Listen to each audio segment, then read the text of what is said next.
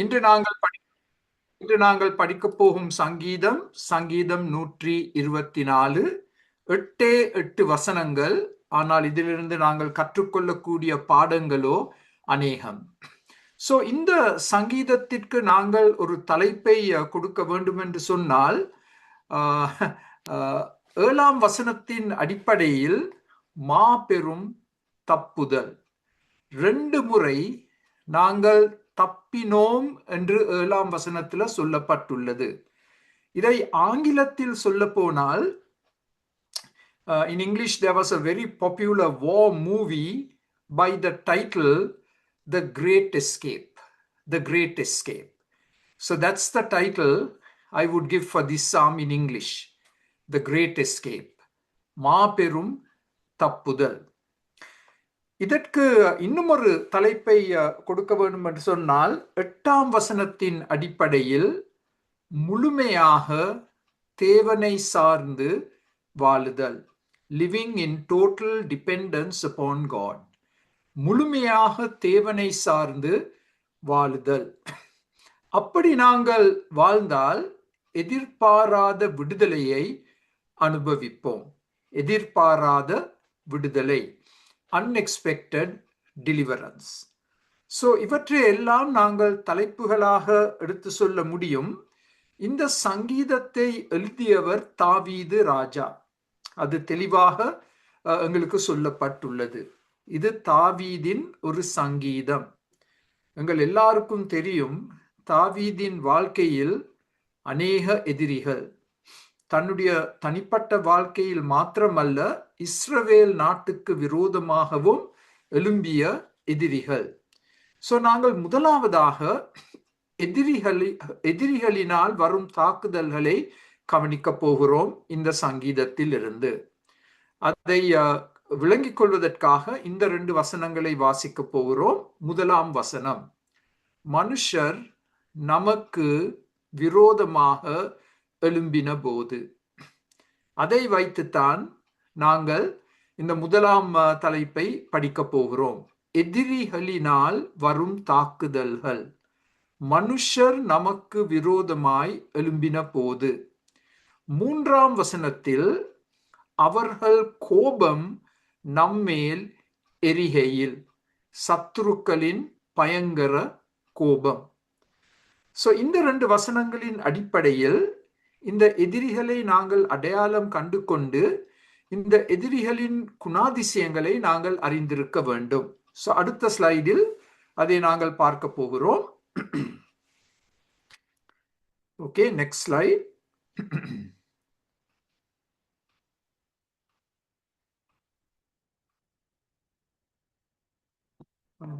Okay, power பாயிண்டில் ஏதோ ஒரு சின்ன டெக்னாலஜி ப்ராப்ளம் வந்திருக்கு.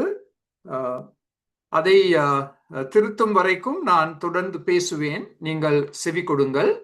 அது சரி வந்ததும் உடனே அதை திரையில் நாங்கள் காண்பிப்போம். எங்களுக்கு 2 விதமான எதிர்ப்புகள் ஏற்படும். 2 விதமான எதிர்ப்புகள். முதலாம் எதிர்ப்பு நாங்கள் தேவ ஊழியத்தில் ஈடுபட்டிருக்கும் பொழுது நமக்கு வரும் எதிர்ப்புகள். When we are involved in the work of God, the enmity that comes. அது நிச்சயம். அது நாங்கள் எந்த நாட்டில் வாழ்ந்தாலும், எந்த இடத்தில் ஊழியம் செய்தாலும், ஆண்டவருக்காக நாங்கள் எழுந்து நிற்கும் பொழுது பிசாசானவன் எங்களை தாக்க ஆரம்பிப்பான். அது ஒரு விதமான எதிர்ப்பு. அதை குறித்து நாங்கள் ஆச்சரியப்பட அவசியம் இல்லை. துன்புறுத்தல்கள், எதிர்ப்புகள் நிச்சயமாக கண்டிப்பாக வரும். அது வேதத்தில் தெளிவாக சொல்லப்பட்டுள்ளது. ஆனால் 2ஆம் விதமான எதிரிகள் ஆண்டவரால் அனுமதிக்கப்பட்ட எதிரிகள். ஆண்டவர் எதிரிகள் நமக்கு விரோதமாக செயல்பட அனுமதி அளிப்பார் ஏதோ ஒரு காரணத்திற்காக. அந்த காரணத்தை நாங்கள் உடனடியாக அறிந்திருக்காவிட்டாலும் காலம் செல்ல செல்ல அந்த நோக்கங்களை நாங்கள் அறிய வருவோம். எங்கள் வாழ்க்கையில் எதிர்ப்புகள் வரும் பொழுது நாங்கள் கேட்க வேண்டிய கேள்வி, இந்த எதிர்ப்புகள் ஏன் வருது? நான் ஊழியத்தில் ஈடுபட்டிருக்கிற படியால் இந்த இந்த எதிர்ப்புகள் வருதா?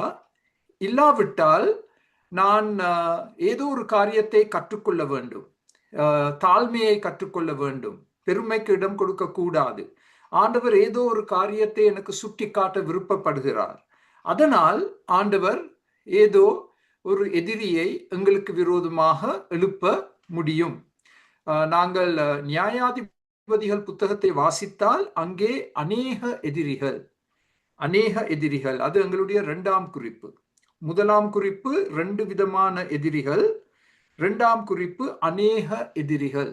நெகேமியாவை எடுத்து பார்த்தால் அவர் அந்த சுவர்களை, மதில்களை திரும்பவும் கட்ட முயற்சி எடுக்கும் பொழுது 4 திசைகளில் இருந்தும் எதிரிகள் அவரை தாக்க ஆரம்பித்தார்கள். 4 திசைகளில் இருந்து. இது ஒரு தனிப்பட்ட எதிரி அல்ல, 4 வித்தியாசமான எதிரிகள் ஒன்று கூடி ஒன்று சேர்ந்து அவர்கள் நெகேமியாவை தாக்க ஆரம்பித்தார்கள்.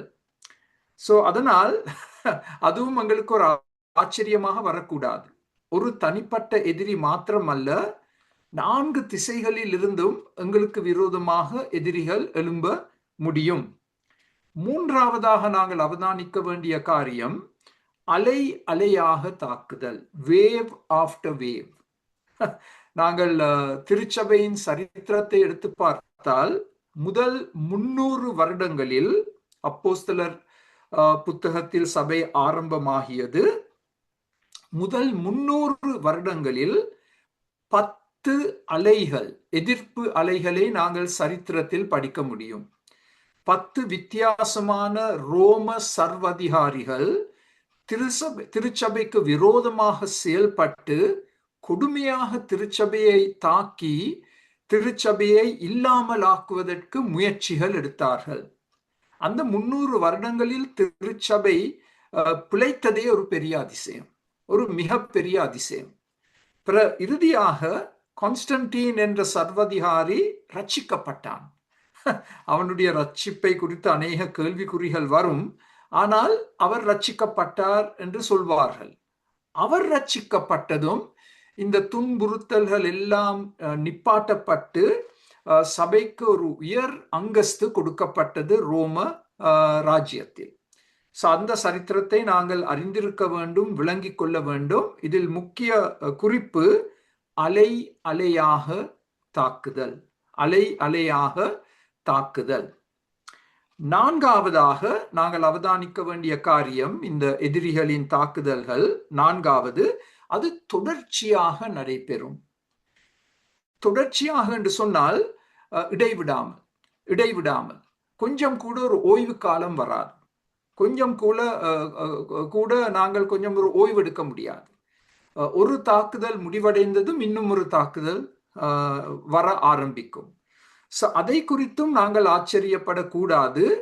இடைவிடாமல் தொடர்ச்சியாக தாக்குதல்கள் வரும். 5ஆவதாக நாங்கள் கவனிக்க வேண்டிய காரியம், இந்த சங்கீதத்தில் அது சொல்லப்பட்டுள்ளது, இந்த தாக்குதல்கள் வருவதற்கு காரணம் தீயவர்கள், அகங்காரிகள், தீயவர்கள், அதாவது ஆண்டவரை நேசிக்காதவர்கள், ஆண்டவருக்கு விரோதமாக செயல்படுபவர்கள், தீமையை நேசிப்பவர்கள். இவர்கள் பிசாசினால் எழுப்பப்பட்டு இவர்கள் சபையை தாக்க ஆரம்பிப்பார்கள், தாக்கிக் கொண்டும் இருக்கிறார்கள். தீயவர்கள், அசுத்தமானவர்கள், அகங்காரிகள், தேவ பயம் இல்லாதவர்கள். பிறகு 6ஆவதாக நாங்கள் காணக்கூடிய காரியம் இந்த எதிரிகளின் நோக்கம். எதிரிகள் ஒரு நோக்கத்தை வைத்துத்தான் இஸ்ரவேல் தேசத்தையும் திருச்சபையையும் தாக்கும். அந்த நோக்கம் என்ன? முற்றாக அழிப்பதற்காக.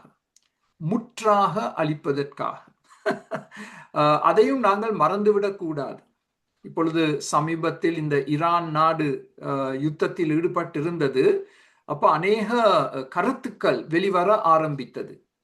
ஆனால் நாங்கள் மறக்க கூடாத ஒரு காரியம், ஈரான் நாடு திரும்ப வெளியரங்கமாக கூறிய காரியம் என்ன? நாங்கள் இஸ்ரவேலை முழுமையாக அழிக்க வேண்டும். இஸ்ரவேல் மெப்பில் இருக்கக்கூடாது. இஸ்ரவேலை நாங்கள் எப்படியாவது கடலுக்குள் மூழ்க வைக்க வேண்டும்.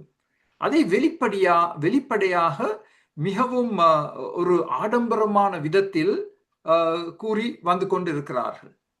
சோ அப்படிப்பட்ட நாடுகளோடு நாங்கள் எப்படி சமாதானம் வைக்க முடியும்? பிசாசினால் பாவிக்கப்பட்டு ஏவப்பட்ட ஒரு நாடு, இந்த ஒரு நாடு வெளியரங்கமாக இஸ்ரவேலை அழிக்க வேண்டும் என்று திட்டவட்டமாக கூறியிருக்கிறார்கள். நான் ஆரம்பத்தில் சொன்னேன் அநேக எதிரிகள். இன்று கூட நீங்கள் இஸ்ரவேல் நாட்டை எடுத்து பார்த்தால், இஸ்ரவேல் நாட்டை சூழ்ந்திருக்கும் நாடுகள் எல்லாம் இஸ்ரவேலோடு ஒரு நல்ல உறவில் இல்லாமல் அவர்கள் சமயத்துக்கு சமயம் ஒன்று சேர்ந்து இஸ்ரவேலுக்கு விரோதமாக தாக்குதல்களை செய்வார்கள். உண்மையாகவே சொல்ல போனால் இஸ்ரவேல் நாட்டுக்கு 4 திசைகளில் இருந்தும் எதிர்ப்புகள் வந்து கொண்டே தான் இருக்கின்றது. 4 திசைகளில் இருந்தும் அவர்கள் நாட்டை தாக்குவார்கள். சோ அதையும் நாங்கள் மறந்துவிடக் கூடாது. அதனால் தான் ஒரு சங்கீதத்தில் நாங்கள் பார்த்தோம், இஸ்ரவேல் நாட்டின் எருசலேமின் சமாதானத்திற்காக நாங்கள் ஜெபிக்க வேண்டும். எருசலேமின் சமாதானத்திற்காக நாங்கள் ஜெபிக்க வேண்டும். சோ இந்த 6ஆம் குறிப்பு, ஒரே ஒரு நோக்கம் கொண்டவர்கள் தேவ மக்களை அழிக்க வேண்டும், திருச்சபையை அழிக்க வேண்டும், இல்லாமலாக்க வேண்டும் என்ற நோக்கம். அதுதான் பிசாசின் நோக்கம். பிசாசு ஏன் வருகிறான்? யோவான் 10ஆம் அதிகாரத்தில் சொல்லப்பட்டுள்ளது, திருட, கொள்ளையடிக்க, கொலை செய்வதற்கு. அதுதான் பிசாசின் நோக்கம். திருடுவதற்கு, எங்கள் பரிசுத்தத்தை திருடுவதற்கு, கொள்ளையடிப்பதற்கு, கொலை செய்வதற்கு. சோ பிசாசு அந்த விதத்தில் தான் அன்றும் இன்றும் கிரியை செய்து கொண்டிருப்பதை நாங்கள் காணலாம். 7ஆவதாக நாங்கள் காணக்கூடிய காரியம், இந்த எதிரிகளை குறித்து படிக்கும் பொழுது, எதிரியின் பயங்கர கோபம். அது 3ஆம் வசனத்தில் சொல்லப்பட்டுள்ளது. அவர்கள் கோபம் நம்மேல் எரிகையில். எதிரியின் கோபம் நெருப்பை போல் எரியும் கோபம். இன்னும் ஒரு விதத்துல சொல்ல போனால் அசாதாரண கோபம். அசாதாரண கோபம். இது தேவனுக்கும் பிசாசுக்கும் இடையில் நடைபெறும் போராட்டம். அந்த போராட்டத்தில் அகப்பட்டிருப்பவர்கள் தேவ ஜனம், தேவ மக்கள், சபை, இஸ்ரவேல் நாடு. சோ பிசாசு தன்னுடைய பயங்கர கோபத்தை இஸ்ரவேலுக்கு விரோதமாகவும் தேவ ஜனத்துக்கு விரோதமாகவும் அதை வெளிப்படுத்தி கொண்டு வருகிறான். பயங்கர கோபம். இப்ப அடுத்த ஸ்லைடை நாங்கள் பார்த்தால், இதை நாங்கள் ஒரு சில வேத பகுதிகளில் காணக்கூடியதாக இருக்கின்றது. சங்கீதம் 2:1, ஜாதிகள் கொந்தளித்து ஜனங்கள் விருதா காரியத்தை சிந்திப்பானேன். கர்த்தருக்கு விரோதமாகவும் அவர் அபிஷேகம் பண்ணினவருக்கு விரோதமாகவும் பூமியின் ராஜாக்கள் எழும்பி நின்று அதிகாரிகள் ஏகமாய் ஆலோசனை பண்ணி. சங்கீதம் 2க்கு ஒரு தலைப்பை கொடுக்க வேண்டும் என்றால் கலகம். கலகம், ரிபெலியன்.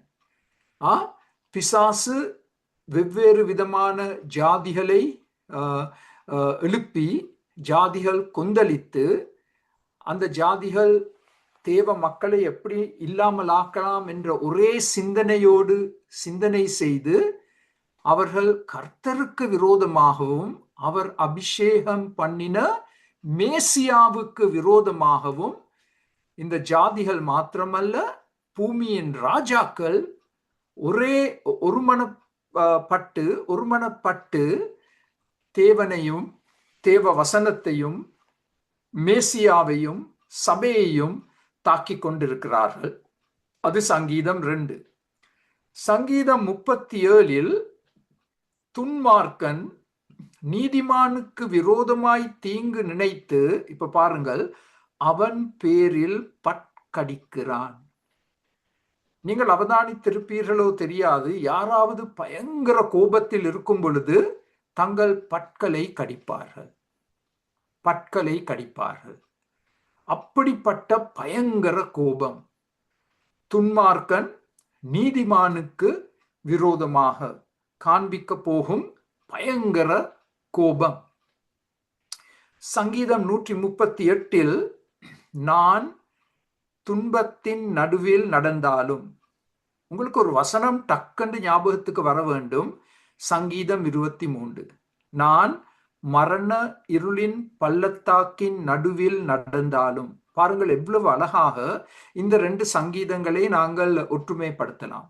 சங்கீதம் 23, சங்கீதம் 138.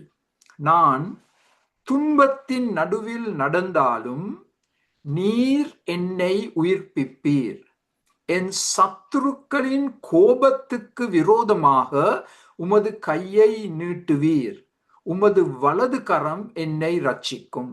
அப்ப இங்கேயும் என்ன சொல்லப்பட்டிருக்கு? சங்கீதம் 138 சத்துருக்களின் கோபம், பயங்கர அசாதாரண நெருப்பு தீயை போல் பரவும் கோபம். அந்த கோபத்தில் அகப்பட்டிருப்பவர்கள் நாங்கள். எங்களுக்கு அறியாத விதத்தில் அந்த கோபத்தில் நாங்கள் நடுவில் இருந்து நாங்கள் அந்த தாக்குதல்களை நாங்கள் உணர்ந்து கொண்டிருக்கிறோம், அனுபவித்துக் கொண்டிருக்கிறோம். ஆனால் ஆண்டவர் எங்கள் பக்கத்தில் இருக்கிறார். அதை நாங்கள் இந்த சங்கீதத்தில் பார்க்க போகிறோம். இப்ப அடுத்த ஸ்லைடை நாங்கள் பார்த்தால், இந்த எதிரிகளை குறித்து சொல்லக்கூடிய 8ஆம் சத்தியம் 4 தந்திரங்களை பாவிக்க போகிறார்கள். 4 தந்திரங்கள், 4 traps, இல்லாவிட்டால் 4 methods என்று சொல்லலாம். 4 தந்திரங்கள். மிகவும் தந்திரமாக இந்த எதிரி செயல்பட போகிறான். இப்ப பாருங்கள், இந்த 4ஐயும் இந்த சங்கீதத்தில் நாங்கள் காணக்கூடியதாக இருக்கின்றது. சங்கீதம் 124.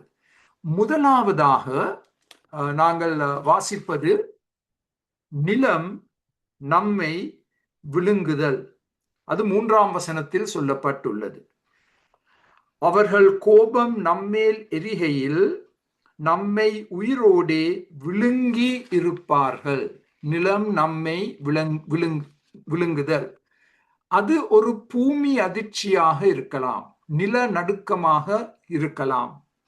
இப்போ வெனிசுவேலா நாட்டில் 2 பயங்கர பூமி அதிர்ச்சிகள் நடைபெற்றுள்ளது.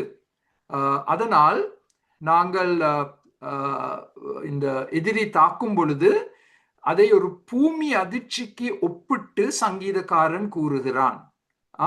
இது it's not a literal earthquake that occurs. இது ஒரு பூமி அதிர்ச்சி நடைபெற்றது என்று சொல்வதை பார்க்கிலும் அந்த பூமி அதிர்ச்சி மூலமாக என்ன நடக்குது, அதே விதமான விளைவை நாங்கள் அனுபவிக்கிறோம்.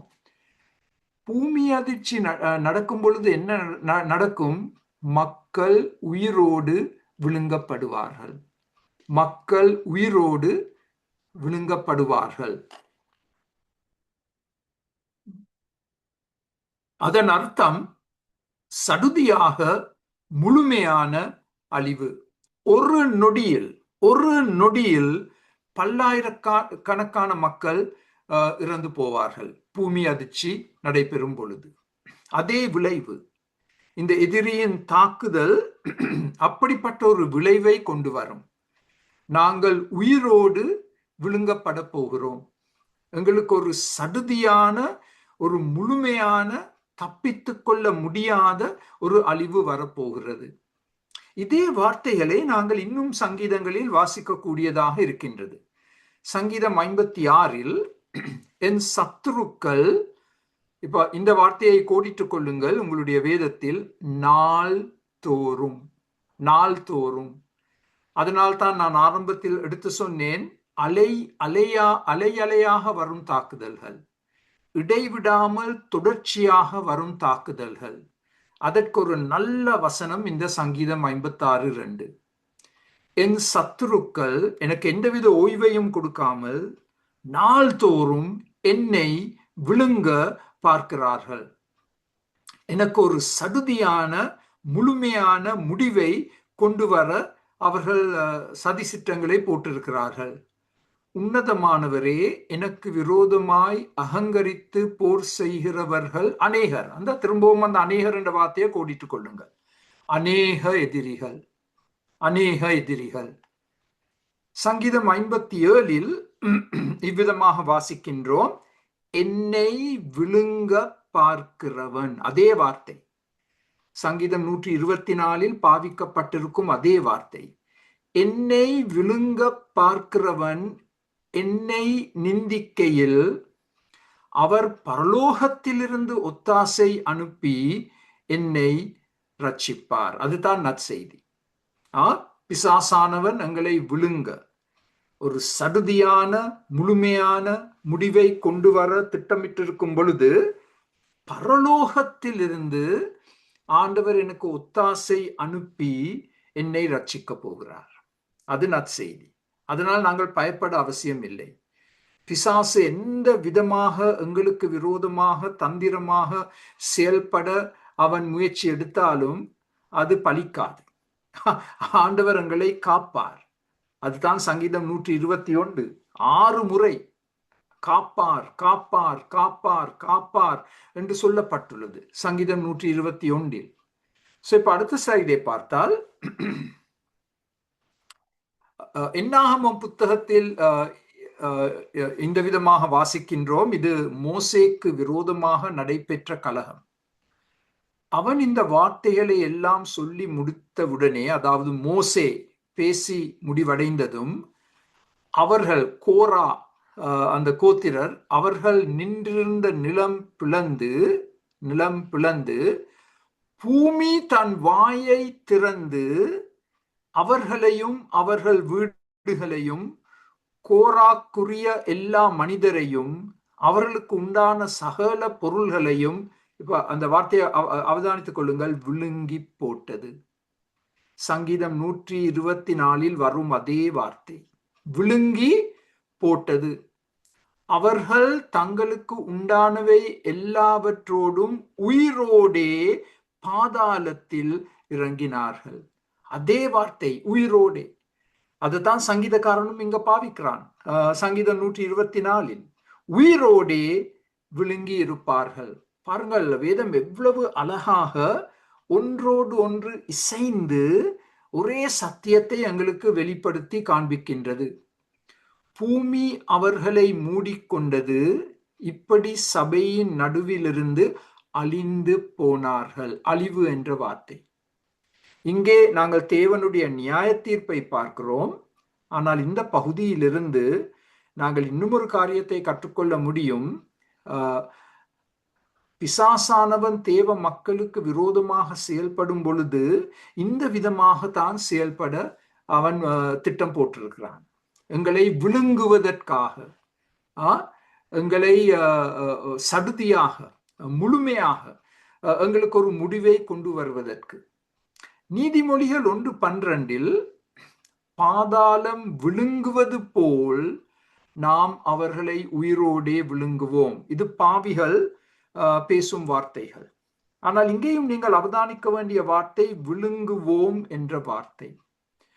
மரணத்தின் போது பாதாளம் இறந்தவர்களை விழுங்குவது போல குழியில் இறங்குகிறவர்கள் விழுங்கப்படுவது போல் அவர்களை முழுமையும் விழுங்குவோம். 3 முறை நீதிமொழிகள் 1:12 விழுங்குவோம் என்ற வார்த்தை பாவிக்கப்பட்டுள்ளது. 3 முறை கோடிட்டுக் கொள்ளுங்கள். நீங்கள் கோடிட்டுக் கொள்ள வேண்டிய இன்னும் ஒரு முக்கிய வார்த்தை, ஒரு வட்டத்தை போட்டுக் கொள்ளுங்கள். நீதிமொழிகள் 1:12 முழுமையும் விழுங்குவோம். முழுமை, அதுதான் இங்கே இருக்கும் அர்த்தம்.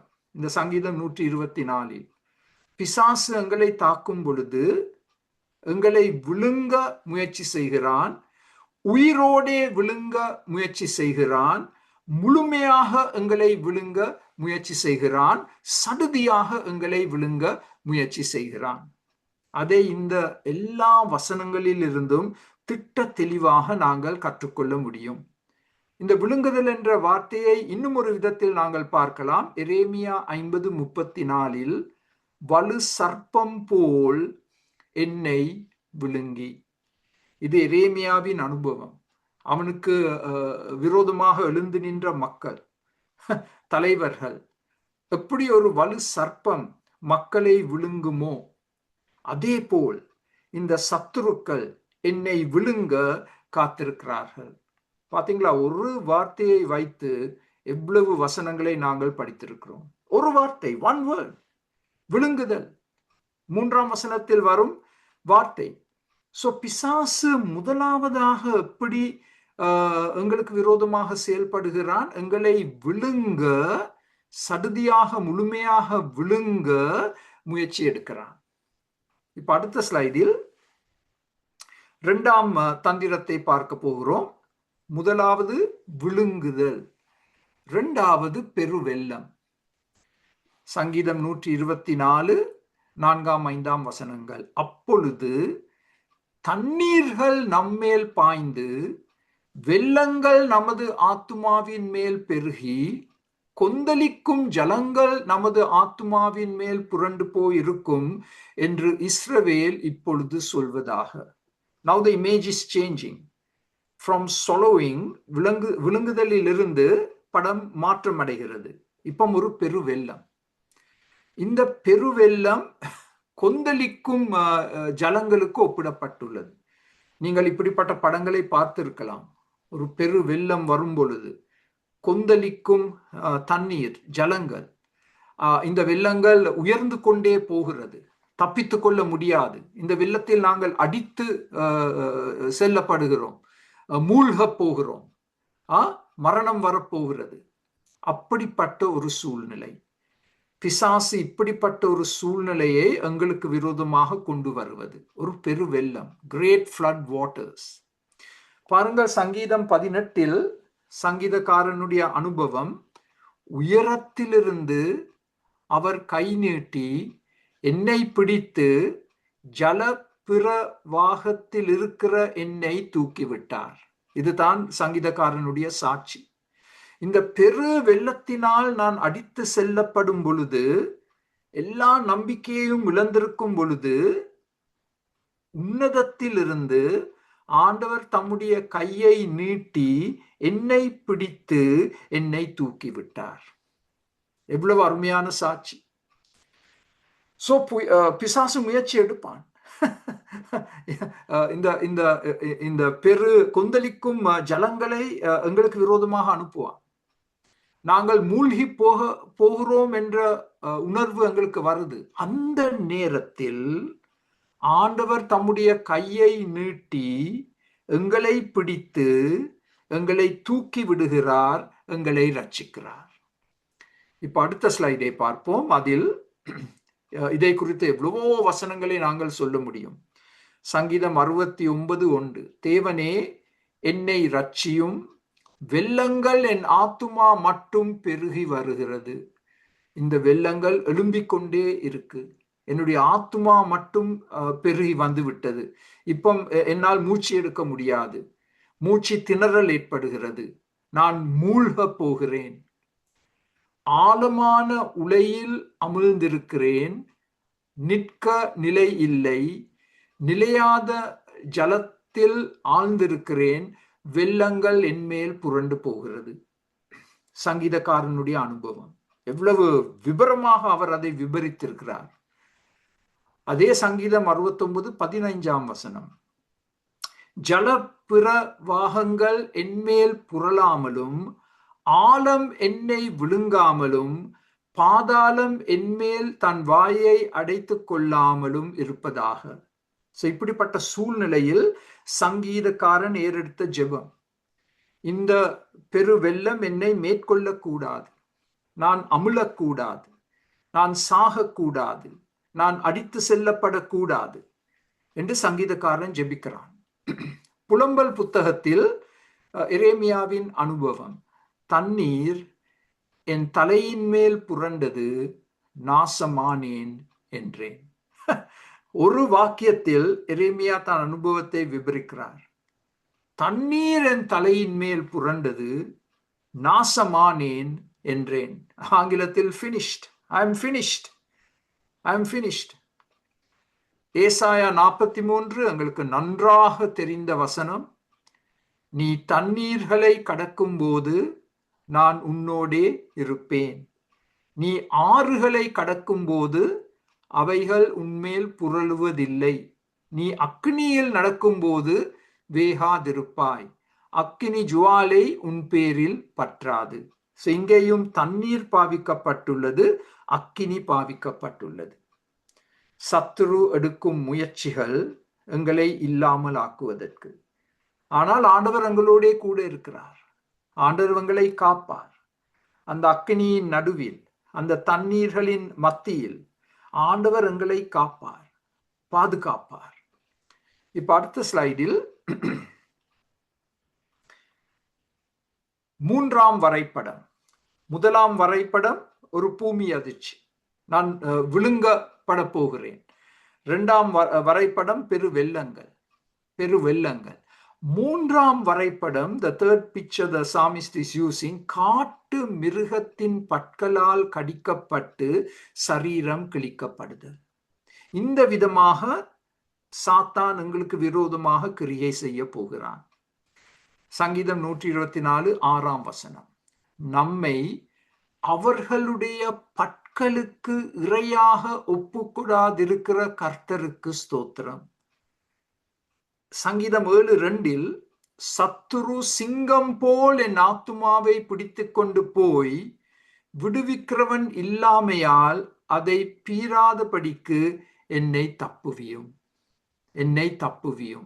சத்துரு சிங்கத்தை போல் என்மேல் பாய்ந்து என்னை துண்டு துண்டாக கிழித்து என்னை இல்லாமல் ஆக்குவதற்கு முயற்சி எடுக்கிறான். அதனால்தான் 1 பேதுரு 5ஆம் அதிகாரத்தில் பிசாசு கெச்சிக்கிற சிங்கத்தை போல் எங்களுக்கு விரோதமாக செயல்படுகிறான் என்று வாசிக்கின்றோம். பவுலின் அனுபவம் 1 கொரிந்தியர் 15, நான் எபேசுவில் துஷ்ட மிருகங்களுடனே போராடினேன் என்று மனுஷர் வழக்கமாய் சொல்லுகிறேன். நான் எபேசுவிலே துஷ்ட மிருகங்களுடனே போராடினேன். இப்ப இது உண்மையாக பவுலுடைய வாழ்க்கையில் நடைபெற்றதா, இல்லாவிட்டால் பவுல் மனிதர்களை இந்த விதத்தில் விவரிக்கிறாரா? ரெண்டும் உண்மையாக இருக்கலாம். ஆனால் கவனிக்க வேண்டிய முக்கிய கருத்து, பிசாசு 3ஆவதாக எப்படி எங்களை தாக்க முயற்சி எடுக்கிறான்? ஒரு காட்டு மிருகத்தை போல் எங்கள் மேல் பாய்ந்து தன்னுடைய பற்களால் எங்களை கடித்து எங்கள் சரீரத்தை துண்டு துண்டாக கிழிக்க முயற்சி எடுக்கிறான். உங்களுக்கு ஞாபகம் இருக்கலாம், தானியேல் சிங்க குகைக்குள் போடப்படும் பொழுது அது அந்த காலத்தில் பாவிக்கப்பட்ட ஒரு மரண தண்டனை.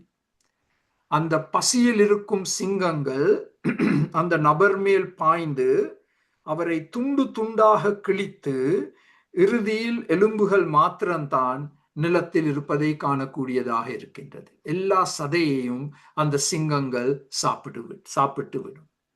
அந்த விதமாகத்தான் பிசாசு எங்களுக்கு விரோதமாக கிரியை செய்ய காத்திருக்கிறான். இப்பொழுது அடுத்த ஸ்லைடில் 1 சாமுவேல் 17ஆம் அதிகாரத்தில் தாவீதின் அனுபவம். கோலியாத்தை சந்திப்பதற்கு முன் தாவீது சவுலை பார்த்து, உம்முடைய அடியான் என் தகப்பனுடைய ஆடுகளை மேய்த்து கொண்டிருக்கிற போது ஒரு விசை ஒரு சிங்கமும் ஒரு விசை ஒரு கரடியும் வந்து மந்தையில் இருக்கிற ஒரு ஆட்டை பிடித்து கொண்டது. நான் அதை தொடர்ந்து போய் அதை அடித்து அதை அதன் வாய்க்கு தப்புவித்தேன். அது என்மேல் பாய்ந்த போது நான் அதன் தாடியை பிடித்து அதை அடித்து கொன்று போட்டேன். அந்த சிங்கத்தையும் அந்த கரடியையும் உம்முடைய அடியானாகிய நான் கொன்றேன். விருத்த சேதனம் இல்லாத இந்த பெலிஸ்தேனும் அவைகளில் ஒன்றை போல் இருப்பான் என்ற விசுவாச வார்த்தைகளை தாவீது பேசுகிறார். தாவீதின் அனுபவம் என்ன? ஒரு சிங்கம், ஒரு கரடி அவரை தாக்கி அழிக்க முயற்சி செய்யும் பொழுது தேவன் கொடுத்த பெலத்தினால் அந்த சிங்கத்தையும் கரடியையும் தாவீது கொன்றான். இந்த விதமாகத்தான் பிசாசு எங்களுக்கு விரோதமாகவும் செயல்படுவான். காட்டு மிருகத்தை போல் செயல்பட்டு எங்கள் மேல் பாய்ந்து எங்களை துண்டு துண்டாக கிழிக்க முயற்சி எடுப்பான். இப்பொழுது அடுத்த ஸ்லைடில் இது 4வது வரைபடம். So the fourth picture. வேடனுடைய கண்ணி, a trap set by a hunter.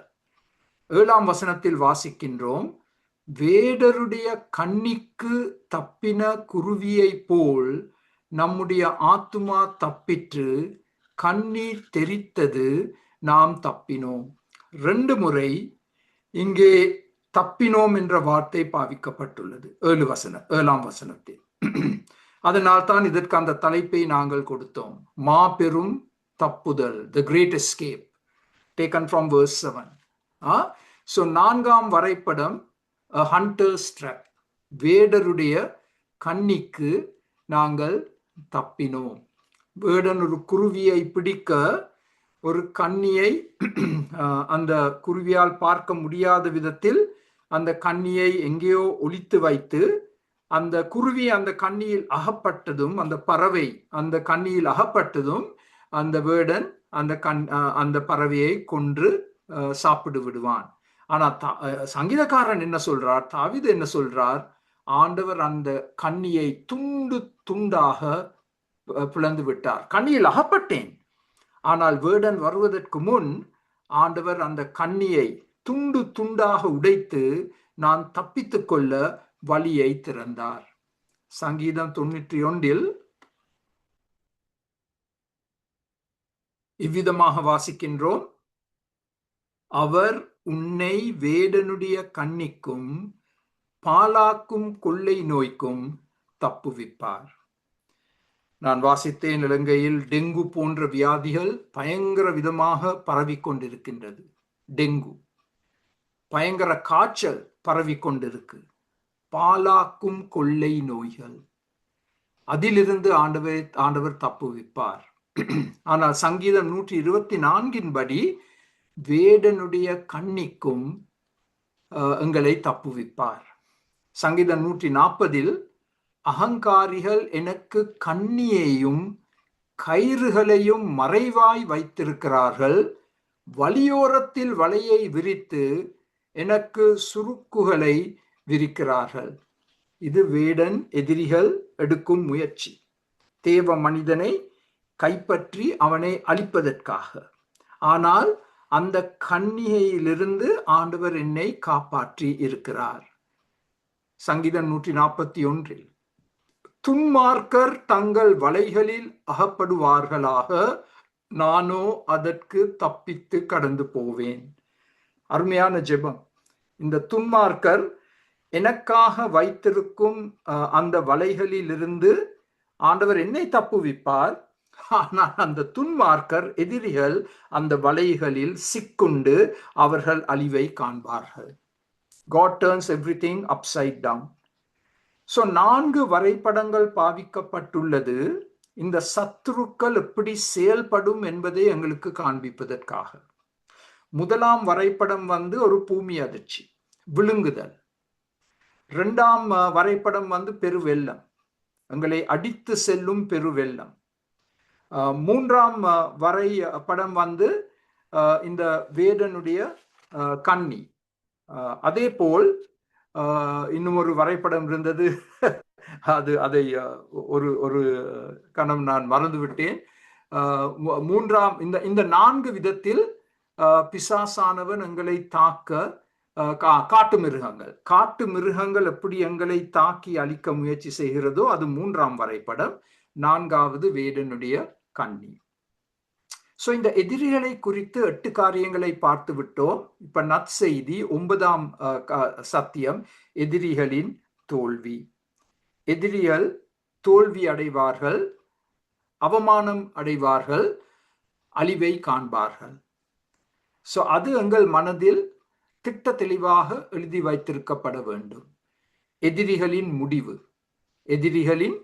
முடிவு அது கண்டிப்பாக நடைபெறும். 10 ரோம சர்வதிகாரிகள் சபையை அழிக்க முயற்சிகள் எடுத்த பொழுதிலும் அதை ஆண்டவர் தடுத்தார். அதற்கு பதிலாக ஒரு சர்வதிகாரி ரட்சிக்கப்பட்டு கிறிஸ்தவம் ரோம ராஜ்யத்தில் ஏற்றுக்கொள்ளப்பட்ட ஒரு மதமாக, உயர்த்தப்பட்ட ஒரு மதமாக அவர்களுடைய நிலைமை மாற்றப்பட்டது. ஆனால் 300 வருஷ காலமாக அலை அலையாக வந்த துன்புறுத்தல், இந்த 4 விதமாக பிசாசு செயல்பட்டான். அதை குறித்து இன்றும் நாங்கள் அநேக நாடுகளில் காண்கிறோம். அந்த நாடுகளுக்காக நாங்கள் ஜெபித்து வருகிறோம். ஆண்டவர் அற்புத விடுதலையை கொடுப்பார் என்ற நம்பிக்கை எங்களிடத்தில் உண்டு. இப்ப அடுத்த ஸ்லைடில் நாங்கள் பார்க்க போகும் காரியம் ஆண்டவருடைய செயல்கள். இதெல்லாம் செயல் வினைகள். ஸோ உங்களுக்கு கிட்டத்தட்ட நான் நினைக்கிறேன் 10 வார்த்தைகள் வரும். ஆண்டவருடைய செயல்கள், இதை நீங்கள் எழுதி கொள்ளலாம். இந்த சங்கீதத்தை வைத்து ஆண்டவர் எப்படி செயல்பட போகிறார். எதிரியின் செயலை பார்த்தோம். இப்பொழுது ஆண்டவருடைய செயலை நாங்கள் பார்க்க வேண்டும். முதலாவது, அவர் எங்களை தப்புவிப்பார். அவர் எங்களை தப்புவிப்பார். எப்படி சபை காக்கப்பட்டதோ அந்த ரோம அதிகாரிகளின் காலத்தில், அதே போல் இன்று கூட ஆண்டவர் சபையை காப்பார், உங்களை காப்பார், எங்களை தப்புவிப்பார். இரண்டாவது, முறியடிப்பார். முறியடிப்பார். ஆண்டவர் அவர்களுடைய திட்டங்களை முறியடிப்பார். அவர்கள் ரகசியமாக எடுக்கும் ஆலோசனைகளை ஆண்டவர் முறியடிப்பார். மூன்றாவது, ஆண்டவர் தூக்கி எடுப்பார். நாங்கள் இந்த பெரு வெள்ளத்தில் அகப்பட்டிருக்கும் பொழுது ஆண்டவர் தம்முடைய கையை நீட்டி எங்களை தூக்கி எடுப்பார். நான்காவது, இதுதான் ஒரு மிக அருமையான சத்தியம், 2 வசனங்களில் சொல்லப்பட்டுள்ளது.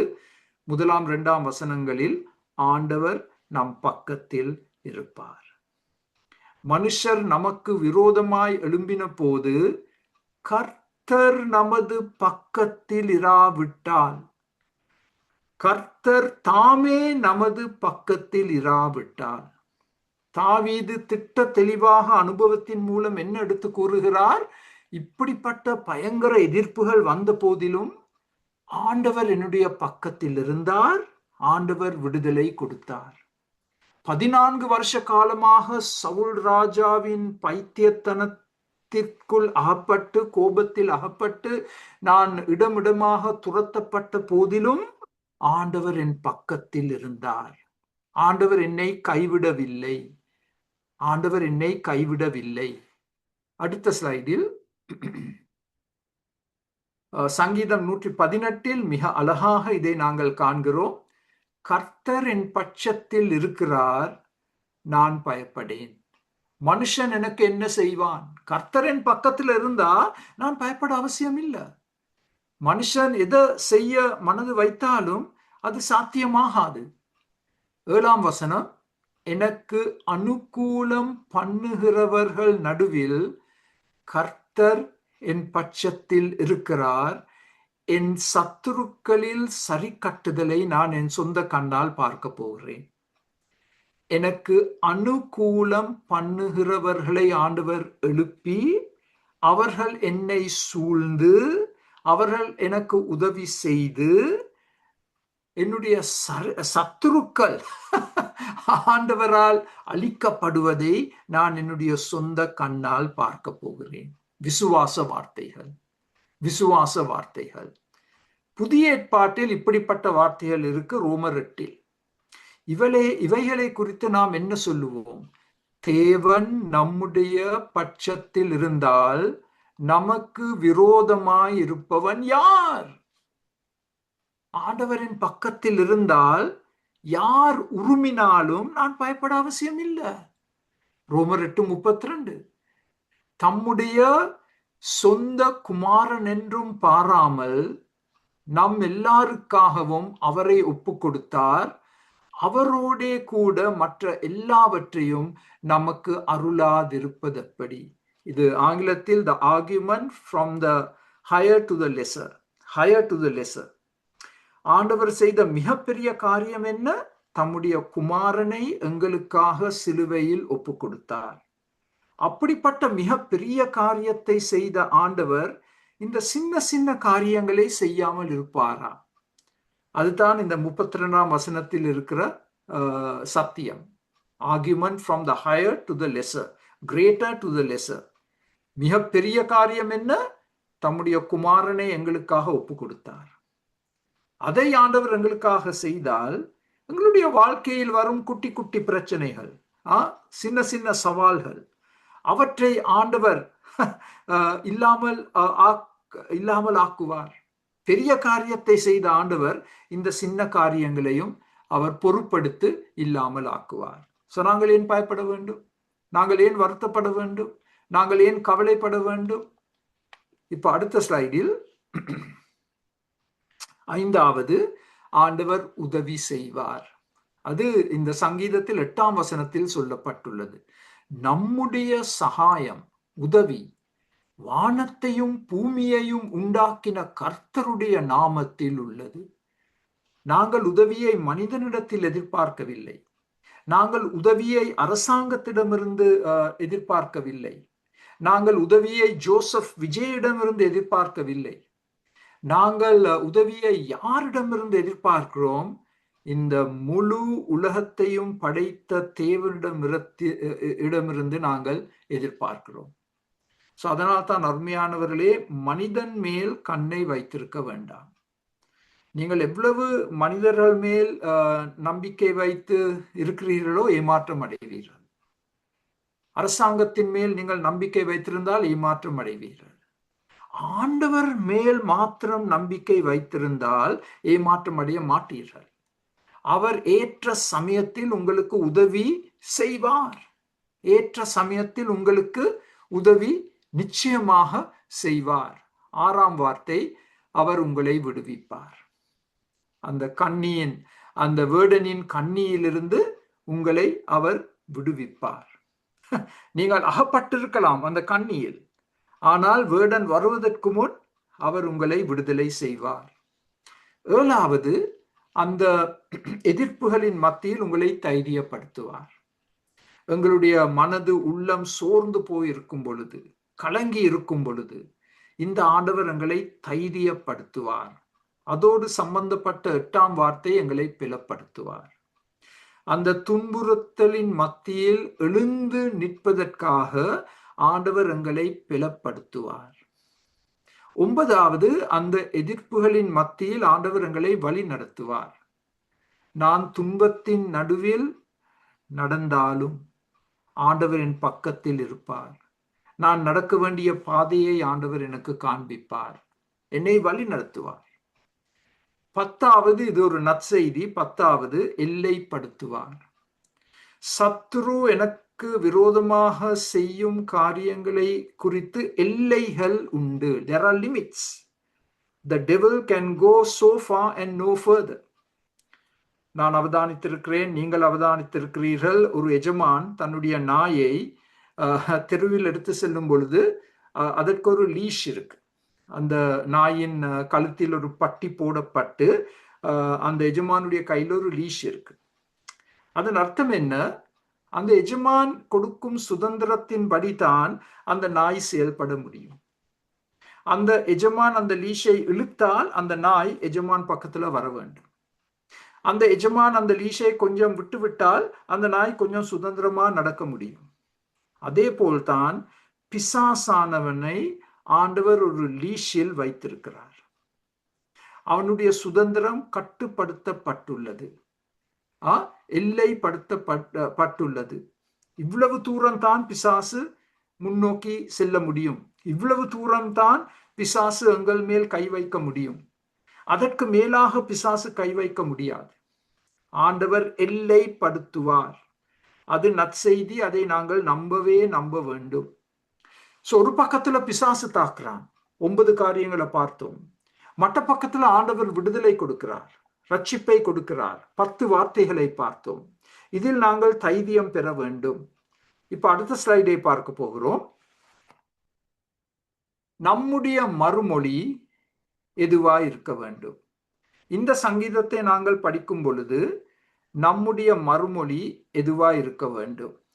4 விதமான மறுமொழிகளை நாங்கள் கொடுக்க வேண்டும். 4 ரியாக்ஷன்ஸ், ரெஸ்பான்சஸ். 4 விதமான மறுமொழிகள். முதலாம் மறுமொழி புல்லட்ல போட்டிருக்கிறோம், நினைவு கூறுவோம். எங்களுடைய எல்லா வாழ்க்கை துன்பங்களின் மத்தியில், போராட்டங்கள் மத்தியில், பிசாசின் தாக்குதல்களின் மத்தியில் நாங்கள் நினைவு கூற வேண்டும். எதை நினைவு கூற வேண்டும்? ஆண்டவர் சரித்திரத்துல இதற்கு முன் எப்படி செயல்பட்டிருக்கிறார். அந்த தேவன் தான் எங்கள் தேவன். அப்பொழுது என்ன செய்தாரோ இன்று அதே காரியத்தையும் அதற்கு மேலான காரியங்களையும் செய்ய ஆண்டவர் காத்திருக்கிறார். உங்களுக்கு 10 உதாரணங்களை மிக சுருக்கமாக கொடுத்திருக்கிறேன். எதை நாங்கள் நினைவு கூறுவோம்? ஆபிரகாம் சாரால் முதிர் வயதில் குழந்தை ஆசீர்வாதம் பெற்றுக்கொண்டார்கள். அது ஒரு மிக பெரிய அற்புதம். அதன் மூலமாகத்தான் இஸ்ரவேல் நாடும் பிறந்தது. அதை நினைவு கூறுவோம். இரண்டாவது, தானியேல் சிங்க குகையில் போடப்பட்டு துண்டு துண்டாக கிழிக்கப்பட்டிருக்க வேண்டும். ஆண்டவர் தானியேலை காத்தார், சிங்கங்களின் வாயை மூடினார். அதை நினைவு கூறுவோம். அதை எப்படி மறக்க முடியும்? மூன்றாவது, தானியேலின் 3 நண்பர்கள் அக்கினி சூளையில் போடப்படுவது. அவர்களை ஆண்டவர் காத்தார். அவர்கள் மத்தியில் ஆண்டவர் வந்து நின்றார். 4ஆம் நபர் என்று வேதத்தில் சொல்லப்பட்டுள்ளது. The 4th person in the furnace. நீங்களும் அப்படிப்பட்ட ஒரு சூழ்நிலை கூடாக இப்பொழுது கடந்து சென்று கொண்டிருந்தால் உங்கள் பக்கத்தில் ஒருவர் நின்று கொண்டிருக்கிறார். அவர்தான் எங்களுடைய ஆண்டவர். 4வது, எரேமியா சேறு நிறைந்த குழியில் போடப்படுவது.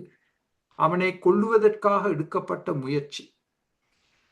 எரேமியா அந்த சேதம் நிறைந்த குழியில் செத்திருக்க வேண்டும். ஆனால் ஏற்ற நேரத்தில் ஆண்டவர் அவரை தூக்கி எடுத்தார். பேதுரு சிறையிலிருந்து விடுதலை பெறுவது. அடுத்த நாள் மரண தண்டனை நிறைவேற்றப்பட போகிறது. அந்த நாள் இரவு ஆண்டவர் கொடுத்த மாபெரும் விடுதலை. 185,000 அசீரிய வீரர்கள் ஒரு இரவில் ஒரு தேவதூதனால் கொல்லப்படுவது. ஆண்டவருடைய சாதனைகள். இவற்றை எப்படி நாங்கள் மறக்க முடியும்? நினைவு கூறுவோம். தேவ மக்கள் சிவந்த சமுத்திரத்தை கடத்தல்.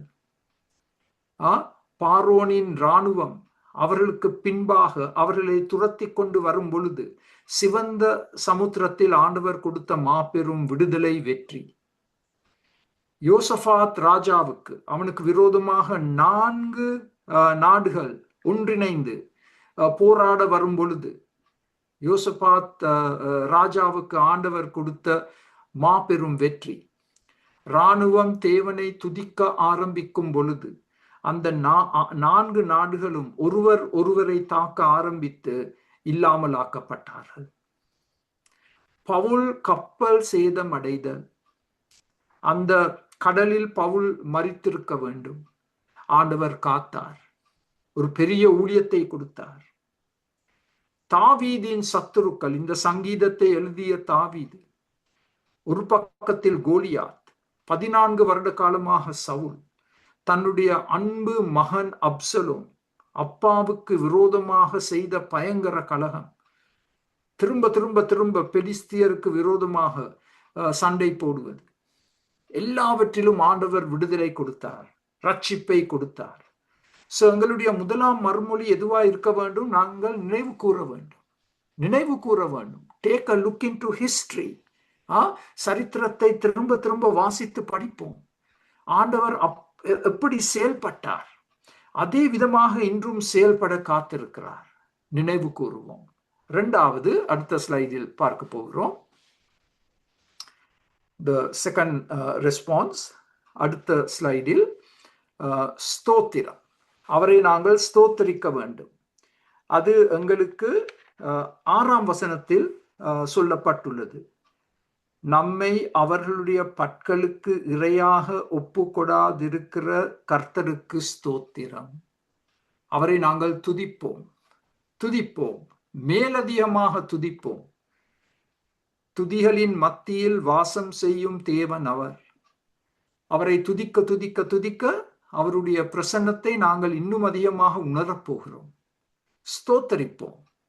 அந்த எதிர்ப்புகளின் மத்தியில், தாக்குதல்களின் மத்தியில் எங்கள் தேவனை துதிப்போம், ஸ்தோத்தரிப்போம். மூன்றாம் மறுமொழி, நாங்கள் இந்த தேவனை முழுமையாக நம்புவோம். இந்த தேவனை நாங்கள் முழுமையாக நம்புவோம். அதுதான் 8ஆம் வசனம். எங்களுடைய சகாயம் பரத்தில் இருந்து வருகிறது. அந்த பரம பிதாவை நாங்கள் நம்பி வாழ வேண்டும். இதை அழகாக சங்கீதம் 20 நாங்கள் காண்கிறோம். உங்களுக்கு ஞாபகம் இருக்கலாம், நான் இதை முன்னமும் எடுத்து கூறியிருக்கிறேன். சங்கீதம் 20 ராஜா யுத்தத்திற்கு செல்வதற்கு முன் மக்கள் செய்யும் ஜெபம். சங்கீதம் 21 ராஜா வெற்றி பெற்று நாடு திரும்பி வரும் பொழுது மக்கள் கொடுத்த துதிகள். இந்த 2 சங்கீதங்களையும் நாங்கள் ஒன்றாக வாசிக்க வேண்டும். Psalm 20 and 21 should be read side by side. சங்கீதம் 20 ராஜா யுத்தத்திற்கு செல்வதற்கு முன் மக்கள் செய்த ஜெபங்கள். சங்கீதம் 21 ராஜா திரும்பி வரும் பொழுது.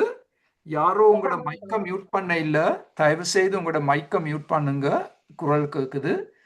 சங்கீதம் 21 ராஜா யுத்தத்தில் வெற்றி பெற்று திரும்ப வரும் பொழுது மக்கள் கொடுத்த பாராட்டுக்கள், துதிகள். இப்ப பாருங்கள், சங்கீதம் 20:7. சிலர் இரதங்களை குறித்தும் சிலர் குதிரைகளை குறித்தும் மேன்மை பாராட்டுகிறார்கள். இன்றைய மொழியில் சொல்ல போனால் சிலர் தங்களுடைய யுத்த விமானங்களை நம்பியிருக்கிறார்கள், யுத்த கப்பல்களை நம்பியிருக்கிறார்கள், தங்களிடம் இருக்கும் இராணுவத்தின் எண்ணிக்கையில் நம்பிக்கை வைத்திருக்கிறார்கள், தங்களிடம் இருக்கும் துப்பாக்கிகளில் நம்பிக்கை வைத்திருக்கிறார்கள். அது இன்றைய மொழியில் சொல்ல போனால் all the warships, the warplanes, the submarines, nuclear submarines, the great armies, and all the weapons, biochemical weapons. நாங்களோ எங்கள் தேவனாகிய கர்த்தருடைய நாமத்தை குறித்தே மேன்மை பாராட்டுவோம். நாங்கள் ஒரு யுத்தத்தில் ஈடுபட்டு இருக்கிறோம். எங்களுக்கு விரோதமாக செயல்படும் எதிரிகள் அநேகம். ஆனால் நாங்கள் வைத்திருக்கும் நம்பிக்கை யார் மேல்? எங்கள் தேவன் மேல், எங்கள் தேவன் மேல். அது 3ஆம் மறுமொழி, முழுமையாக நம்புவோம். இப்பொழுது 4ஆம் மறுமொழி அடுத்த ஸ்லைடில் பார்க்க போகிறோம்.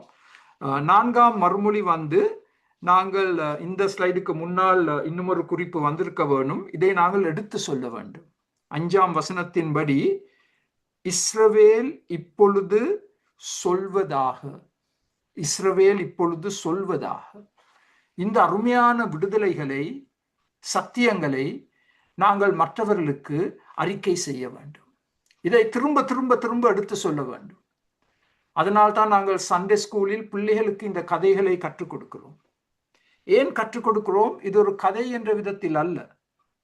எங்களுக்கு ஒரு தேவன் இருக்கிறார், அவர் இந்த விதத்தில் தான் செயல்படுவார் என்று நாங்கள் இந்த பிள்ளைகளுக்கு, அந்த பிஞ்சு மனங்களுக்கு இந்த சரித்திர பாடங்களை கற்றுக் கொடுக்கிறோம். அதே விதமாக நாங்கள் எல்லாருக்கும் அறிக்கை செய்ய வேண்டும். இதுதான் எங்களுடைய தேவன். இந்த தேவன் இப்படித்தான் செயல்பட போகிறார், எதிரிகளின் மத்தியில் இப்படி செயல்பட போகிறார், இந்த 10 காரியங்களை சாதிக்க போகிறார் என்று நாங்கள் எடுத்து சொல்ல வேண்டும். இப்ப இறுதியாக நாங்கள் கேட்க வேண்டிய ஒரு மிக முக்கிய கேள்வி இருக்கு. இந்த கேள்வி முதல் 2 வசனங்களில் எங்களுக்கு கொடுக்கப்பட்டிருக்கு. கர்த்தர் நமது பக்கத்தில் இராவிட்டால். 2 முறை சொல்லப்பட்டிருக்கு, 1ஆம் வசனத்திலும் 2ஆம் வசனத்திலும். இந்த கேள்வியை மோசே கேட்டார் யாத்ராகமம் 32ஆம் அதிகாரத்தில். பாளையத்தின் வாசலில் நின்று கர்த்தருடைய பட்சத்தில் இருக்கிறவர்கள் யார்? அவர்கள் என்னிடத்தில் சேர கடவர்கள் என்றான். அப்பொழுது லேவியின் புத்திரர் எல்லாரும் அவனிடத்தில் கூடி வந்தார்கள். பாருங்கள், மோசே கேட்ட கேள்வி, கர்த்தருடைய பட்சத்தில் இருக்கிறவர்கள் யார்? கர்த்தர் எங்கள் பக்கத்தில் இருப்பது நிச்சயம், சந்தேகத்துக்கு இடமே இல்லை. ஆனா நாங்க கேட்க வேண்டிய கேள்வி, நான் கர்த்தருடைய பக்கத்தில் இருக்கிறேனா? Am I on God's side? Am I on God's team? அந்த கேள்வியை தான் நான் ஒவ்வொரு நாளும் கேட்க வேண்டும். கர்த்தருடைய பட்சத்தில் நான் இருக்கிறேனா? அதற்கு இந்த லேவியர்கள் உடனடியாக பதில் கொடுத்தார்கள். அவர்கள் எல்லாரும் மோசேயிடம் ஒன்று கூடினார்கள். நாங்கள் கர்த்தர் பட்சத்தில் இருக்கிறோம் என்று மோசேக்கு தெரிவித்தார்கள், ஆண்டவருக்கு தெரிவித்தார்கள். அவர்கள் பாவிக்கப்பட்டார்கள். இன்று நாங்கள் இந்த பாடத்தை முடிக்கும் பொழுது கேட்க வேண்டிய கேள்வி அதுதான். ஆண்டவர் என் பக்கத்தில் இருக்கிறார், ஆண்டவர் என்னை விட்டு விலக மாட்டார், ஆண்டவர் என்னை கைவிட மாட்டார். நான் அவர் பட்சத்தில் இருக்கின்றேனா? நான் அவரிடமிருந்து தூர சென்று விட்டேனா? நான் அவரிடத்திலிருந்து பின்வாங்கி விட்டேனா? அவரிடத்திலிருந்து நான் பின்வாங்கி விட்டேனா?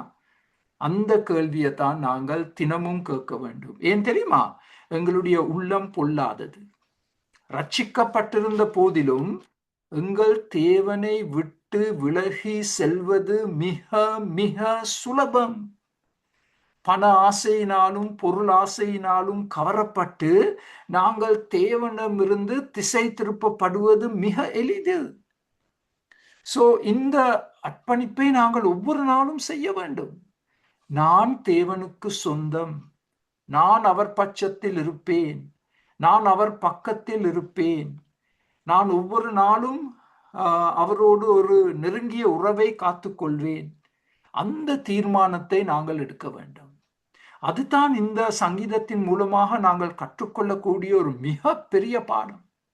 சத்துருக்களை ஆண்டவர் கவனித்துக் கொள்வார், ஆனால் நான் ஆண்டவர் பக்கத்தில் இருக்கின்றேனா? அந்த கேள்வியோடு நாங்கள் இந்த பாடத்தை முடித்து ஜெபிக்க போறோம். நீங்களும் கேள்விகளை கேட்கலாம், ஆனால் முதல் நான் ஜெபிக்கிறேன். ஒரு மிக குறுகிய சங்கீதம் ஆண்டவரே, ஆனால் கற்றுக்கொள்ளக்கூடிய பாடங்களோ அநேகம். இஸ்ரவேல் மக்களுக்கும் தேவ மக்களுக்கும் தேவ திருச்சபைக்கு விரோதமாகவும் செயல்படும் எதிரிகள். 9 அறிகுறிகளை நாங்கள் கற்றுக்கொண்டோம். 4 விதமான தாக்குதல்கள், பயங்கரமான தாக்குதல்கள். ஆனால் அதே சமயத்தில் நீர் எப்படி எங்களுக்காக செயல்படுகிறீர்? 10 வார்த்தைகளை பார்த்தோம், அதற்கு நன்றி செலுத்துகிறோம். ஆனால் எங்களுடைய அந்த 4 மறுமொழிகளை குறித்து நாங்கள் இப்பொழுது ஜெபிக்கிறோம். இந்த சத்தியங்களை நாங்கள் நினைவு கூற வேண்டும். இந்த சரித்திர பாடங்களை நாங்கள் மறந்துவிட முடியாது. நாங்கள் உம்மை துதிக்க வேண்டும், ஸ்தோத்தரிக்க வேண்டும். நாங்கள் இந்த அருமையான சத்தியங்களை மற்றவர்களுக்கு எடுத்து கூற வேண்டும். நாங்கள் அறிக்கை செய்ய வேண்டும். எங்கள் பிள்ளைகளுக்கு கற்றுக் கொடுக்க வேண்டும், பேர பிள்ளைகளுக்கு கற்றுக் கொடுக்க வேண்டும். அதே போல் ஆண்டவரே, நாங்கள் உம் பக்கத்தில் இருக்கின்றோமா என்ற கேள்வியை நாங்கள் கேட்க வேண்டும். நாங்கள் முழுமையாக உம்மை சார்ந்து வாழ வேண்டும். அப்பொழுதுதான் உம்முடைய விடுதலையை முழுமையாக நாங்கள் அனுபவிக்க முடியும். இன்று எங்களோடு கலந்து கொண்டு ஒவ்வொருவரையும் கண்ணோக்கி பார்த்து அவர்களை ஆசீர்வதித்து அவர்களை பலப்படுத்தும். இயேசுவின் நாமத்தில் ஜெபம் கேளும் பிதாவே, ஆமென், ஆமென்.